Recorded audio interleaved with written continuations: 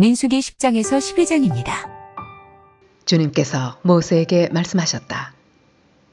너는 은나팔 2개를 만들되 은을 두드려서 만들어라. 그것들은 네가 회중을 불러 모을 때와 지인을 출발시킬 때에 필요한 것들이다. 2개를 한꺼번에 길게 불면 모든 회중이 회막어귀에 모여 너에게로 나올 것이다. 그러나 하나만 길게 불면 지휘관들, 곧 이스라엘의 천부장들만이 너에게로 나올 것이다. 그러나 나팔을 짧게 급히 불면 동쪽에 진을 친 부대들이 진을 뜬다. 2번째로 짧게 불면 남쪽에 진을 친 부대들이 진을 뜬다.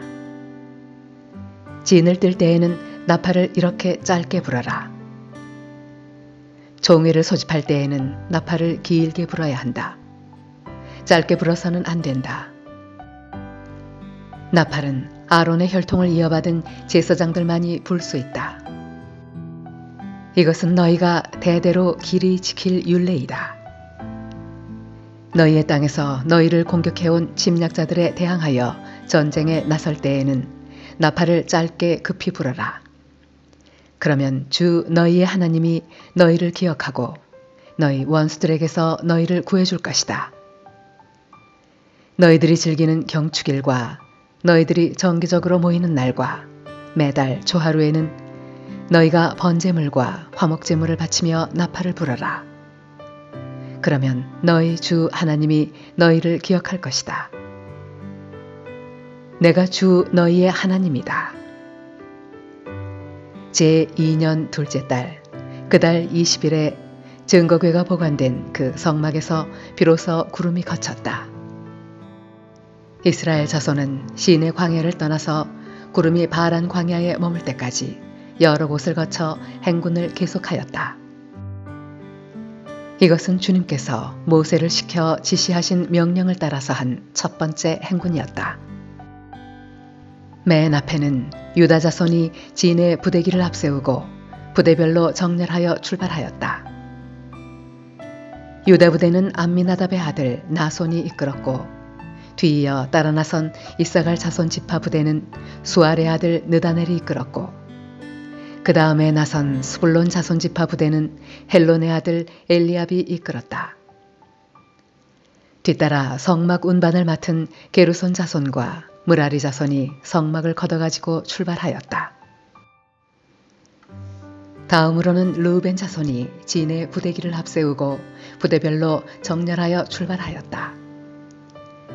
르우벤 부대는 스데울의 아들 엘리술이 이끌었고 뒤이어 따라 나선 시므온 자손 지파 부대는 수리삿대의 아들 슬루미엘이 이끌었고 그 다음에 나선 갓 자손 지파 부대는 르우엘의 아들 엘리아삽이 이끌었다.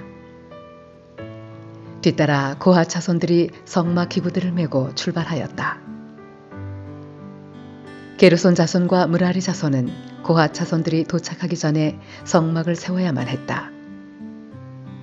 그 다음으로는 에브라임 자손이 진의 부대기를 앞세우고 부대별로 정렬하여 출발하였다. 에브라임 부대는 암미우스의 아들 엘리사마가 이끌었고 뒤이어 따라 나선 므낫세 자손 지파 부대는 부다술의 아들 가말리엘이 이끌었고 그 다음에 나선 베냐민 자손 지파 부대는 기드오니의 아들 아비단이 이끌었다. 맨 마지막으로는 단 자손이 진의 부대기를 앞세우고 앞선 모든 부대의 후방 경계를 맡은 부대들이 부대별로 정렬하여 출발하였다. 단 부대는 암미사떼의 아들 아히에셀이 이끌었고 뒤이어 따라 나선 아셀 자손 지파 부대는 오그란의 아들 바기엘이 이끌었고 그 다음에 나선 납달리 자손 지파 부대는 에난의 아들 아히라가 이끌었다. 이것은 이스라엘 자손이 부대별로 정렬하여 행군할 때의 행군 순서이다. 모세가 미디안 사람 르우엘의 아들 호밥에게 청하였다. 그는 모세의 장인이었다. 우리는 이제 주님께서 우리에게 주시겠다고 약속하신 곳으로 떠납니다. 장인께서도 우리와 같이 길을 떠나 주시기 바랍니다. 주님께서 이스라엘에게 잘 해주시겠다고 약속하셨으니 우리가 장인 어른을 잘 대접해 드리겠습니다. 호밥이 모세에게 말하였다. 나는 가지 못하네. 나는 내 고향 내 친척에게로 가야 하네.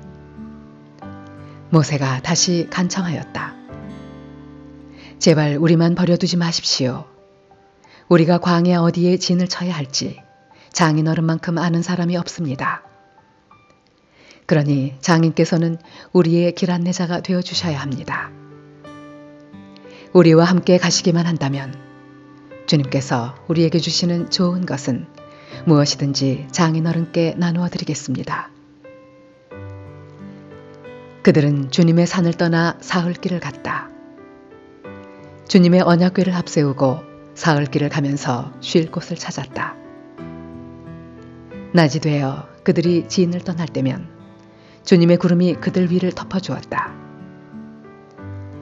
궤가 떠날 때에 모세가 외쳤다. 주님, 일어나십시오. 주님의 원수들을 흩으십시오.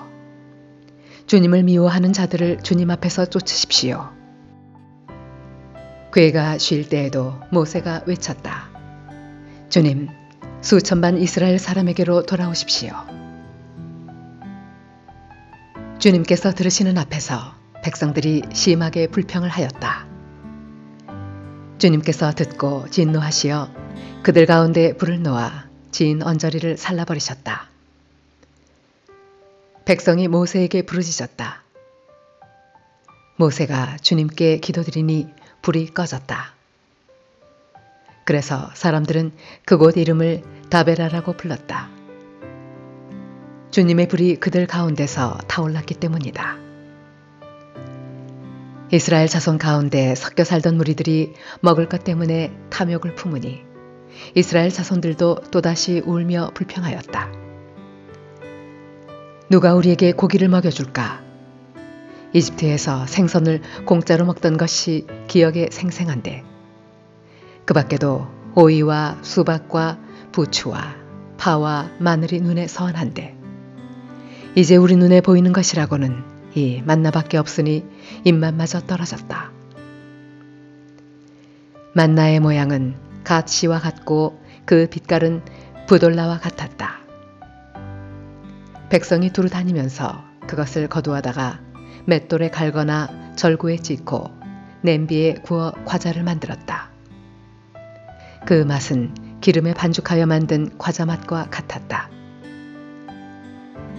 밤이 되어 진에 이슬이 내릴 때면 만나도 그 위에 내리곤 하였다. 모세는 백성이 각 가족별로 제각기 자기 장막억 위에서 우는 소리를 들었다. 주님께서 이 일로 대단히 노하셨고 모세는 그 앞에서 걱정이 태산 같았다. 모세가 주님께 여쭈었다.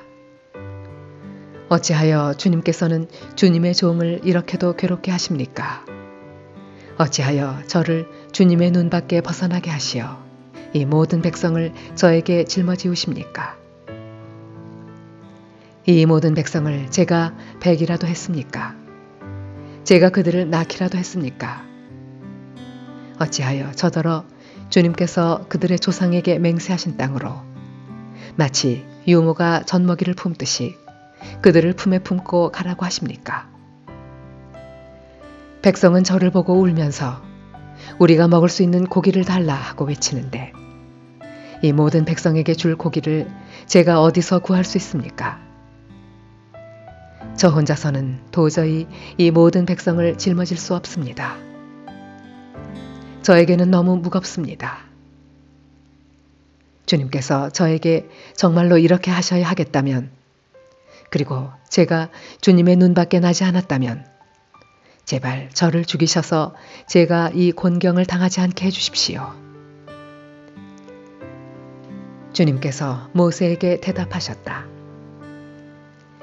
이스라엘 장로들 가운데서 네가 백성의 장로들 또는 그 지도자라고 알고 있는 사람들 70명을 나에게로 불러오너라. 너는 그들을 데리고 회막으로 와서 그들과 함께 서라. 내가 내려가 거기에서 너와 말하겠다. 그리고 너에게 내려준 영을 그들에게도 나누어 주어서 백성 돌보는 짐을 그들이 너와 함께 지게 하겠다. 그러면 너 혼자서 애쓰지 않아도 될 것이다. 너는 또 백성에게 이렇게 말하여라. 내일을 맞이하여야 하니 너희는 스스로를 거룩하게 하여라. 너희가 고기를 먹게 될 것이다. 누가 우리에게 고기를 먹이려나? 이집트에서는 우리가 참 좋았었는데 하고 울며 한 말이 나 주에게 들렸다. 이제 나 주가 너희에게 고기를 줄 터이니 너희가 먹게 될 것이다. 하루만 먹고 그치지는 아니할 것이다. 이틀만도 아니고 닷새만도 아니고 열흘만도 아니고 20날 동안만도 아니다. 한 달 내내 냄새만 맡아도 먹기 싫을 때까지 줄곧 그것을 먹게 될 것이다.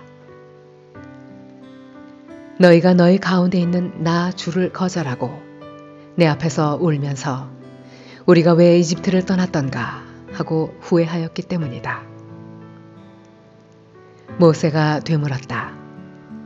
저를 둘러싸고 있는 백성의 보행자가 60만 명입니다. 그런데 주님께서는 그들에게 내가 고기를 주어 한 달 내내 먹게 하겠다 하고 말씀하시나 그들을 먹이려고 양떼와 소떼를 잡은들 그들이 만족해 하겠습니까? 바다에 있는 고기를 모두 잡은들 그들이 만족해 하겠습니까? 주님께서 모세에게 대답하셨다. 나의 손이 짧아지기라도 하였느냐? 이제 너는 내가 말한 것이 너에게 사실로 이루어지는지 그렇지 아니한지를 볼 것이다. 모세가 나가서 주님께서 하신 말씀을 백성에게 전달하였다. 그는 백성의 장로들 가운데서 70명을 불러 모아 그들을 장막에 둘러세웠다. 그때 주님께서 구름에 휩싸여 내려오셔서 모세와 더불어 말씀하시고 모세에게 내린 영을 장로들 70명에게 내리셨다. 그 영이 그들 위에 내려와 머물자 그들이 예언하였다. 이것은 처음이자 마지막이다. 그들은 다시는 예언하지 않았다. 그런데 두 남자가 지인 안에 남아 있었다. 하나의 이름은 엘다시고 다른 하나의 이름은 메다시였다. 그들은 명단에 올라있던 이들이지만 장막으로 가지 않았다. 그런데 영이 그들 위로 내려와 머물자 그들도 지인에서 예언하였다. 한 소년이 모세에게 달려와서 엘닷과 메닷이 지인에서 예언하였다고 알렸다. 그러자 젊었을 때부터 모세를 곁에서 모셔온 눈의 아들 여호수아가 나서서 모세에게 말하였다. 어른께서는 이 일을 말리셔야 합니다. 그러자 모세가 그에게 말하였다. 내가 나를 두고 질투하느냐? 나는 오히려 주님께서 주님의 백성 모두에게 그의 영을 주셔서 그들 모두가 예언자가 되었으면 좋겠다. 모세와 이스라엘 장로들은 함께 지인으로 돌아왔다. 주님께서 바람을 일으키셨다. 주님께서 바다 쪽에서 메추라기를 몰아 지인을 빙 둘러 이쪽으로 하루길 될 만한 지역에 떨어뜨리시어 땅 위로 2자쯤 쌓이게 하셨다. 백성들이 일어나 바로 그날 온종일 그리고 밤새도록 그리고 그 이튿날도 온종일 메추라기를 모았는데 적게 모은 사람도 10호멜은 모았다. 그들은 그것들을 지인 주변에 널어놓았다. 고기가 아직 그들의 이 사이에서 씹히기도 전에 주님께서 백성에게 크게 진노하셨다. 주님께서는 백성을 극심한 재앙으로 치셨다. 바로 그곳을 사람들은 기브롯 핫다아와라 불렀다. 탐욕에 사로잡힌 백성을 거기에 묻었기 때문이다. 백성은 기브롯 핫다아와를 떠나 핫세롯으로 행군하였다. 그들은 핫세롯에서 멈추었다. 모세가 구스 여인을 데리고 왔는데 미리암과 아론은 모세가 그 구스 여인을 아내로 맞았다고 해서 모세를 비방하였다. 주님께서 모세와만 말씀하셨느냐? 우리와도 말씀하시지 않았느냐? 그들이 이렇게 말하는 것을 주님께서 들으셨다. 모세로 말하자면 땅 위에 사는 모든 사람 가운데서 가장 겸손한 사람이다. 주님께서는 모세와 아론과 미리암을 당장 부르셨다. 너희 셋은 회막으로 나오너라. 세 사람이 그리로 나갔다. 주님께서 구름 기둥 가운데로 내려오시어 장막 어귀에 서시고 아론과 미리암을 부르셨다. 그 두 사람이 나가서자 말씀하셨다. 너희는 나의 말을 들어라. 너희 가운데 예언자가 있으면 나 주가 환상으로 그에게 알리고 그에게 꿈으로 말해줄 것이다. 나의 종 모세는 다르다. 그는 나의 온 집을 충성스럽게 맡고 있다. 그와는 내가 얼굴을 마주 바라보고 말한다. 명백하게 말하고 모호하게 말하지 않는다. 그는 나 주의 모습까지 볼 수 있다. 그런데 너희는 어찌하여 두려움도 없이 나의 종 모세를 비방하느냐? 주님께서 그들에게 진노하시고 떠나가셨다. 구름이 장막 위에서 거치고 나니 미리암이 악성 피부병에 걸려서 눈처럼 하얗게 되어 있는 것이 아닌가. 아론이 미리암에게로 다가갔다. 살펴보니 그 여인은 악성 피부병에 걸린 것이었다. 아론이 모세에게 말하였다. 참으로 애석합니다. 우리들이 어리석었던 죄와 우리가 저지른 죄를 부디 우리에게 벌하지 마십시오. 미리암을 모태에서 나올 때 살이 반이나 썩은 채 죽어나온 아이처럼 저렇게 두지는 마십시오. 모세가 주님께 부르짖어 아뢰었다. 하나님, 비옵니다. 제발 미리암을 고쳐주십시오. 주님께서 모세에게 말씀하셨다. 미리암의 얼굴에 그의 아버지가 침을 뱉었어도 그가 이랫동안은 부끄러워하지 않겠느냐. 그러니 그를 이랫동안 지인 밖에 가두었다가 그 뒤에 돌아오게 하여라. 그래서 미리암은 이랫동안 지인 밖에 갇혀 있었다. 백성은 미리암이 돌아올 때까지 행군을 하지 않았다. 그가 돌아온 뒤에 백성은 하세롯에서 떠나 바란 광야에 이르러 진을 쳤다.